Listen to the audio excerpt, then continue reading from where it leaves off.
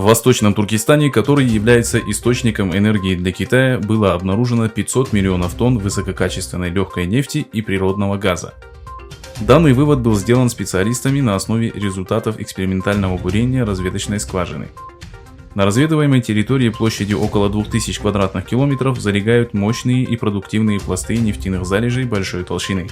В качестве следующего шага планируется сконцентрировать отборные силы всех сторон и организовать интеграционное проектирование разведочно-оценочной системы, чтобы ускорить добычу 500 миллионов тонн нефти, проинформировал Хо Цзинь, секретарь порткома компании Xinjiang Oilfield.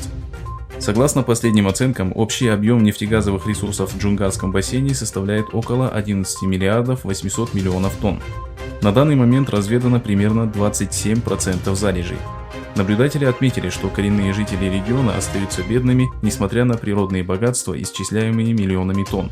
Причиной тому является непрерывная транспортировка ресурсов региона во внутренние провинции Китая.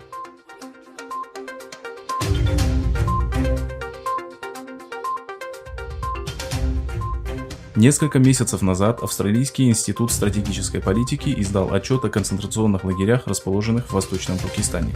На прошлой неделе китайская газета Global Times опубликовала фотографии нескольких школ и центра по уходу за престарелыми, заявив, что внешние силы называют лагерями перевоспитания учреждения, построенные для нужд населения.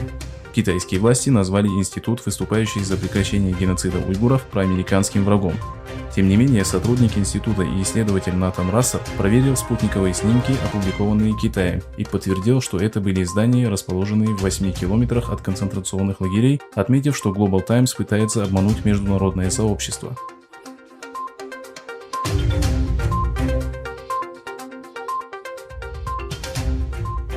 «2 декабря Берлин опубликовал 14-й отчет о политике федерального правительства в области прав человека и его позиции по вопросу уйгурского региона, Тибета и Гонконга. В правительственном отчете, состоящем из 302 страниц, подвергается критике Коммунистическая партия за ее политику в отношении коренных жителей региона и строительства концентрационных лагерей.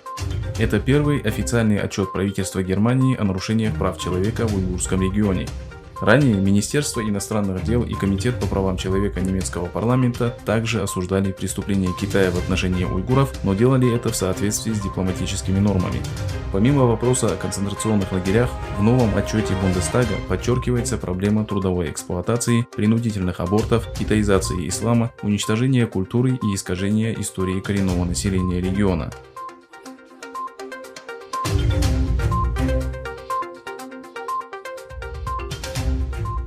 Администрация американского президента Дональда Трампа ввела новые ограничения на поездки в страну для членов Коммунистической партии Китая и их ближайших родственников, сообщает в четверг издание New York Times со ссылкой на комментарий Госдепартамента США. Как говорится в заявлении представителя Госдепартамента, согласно новой политике, срок действия туристических виз для членов партии сокращается до 1 месяца. Правила вступили в силу в среду. Для членов Коммунистической партии и их семей теперь возможно только разовое посещение США. Газета поясняет, что теоретически новая политика может затронуть около 270 миллионов китайцев. Издание напоминает, что до введения новых мер члены Коммунистической партии, как и другие жители Китая, могли получить туристическую визу в США сроком до 10 лет.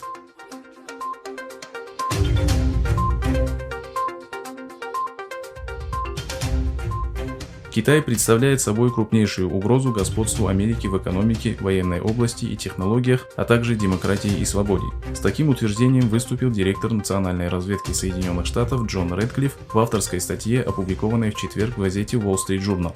Администрация Трампа заняла жесткую позицию в отношении Пекина. Ранее Минфин США обвинил Китай в краже интеллектуальной собственности и добился введения тарифов на китайскую продукцию.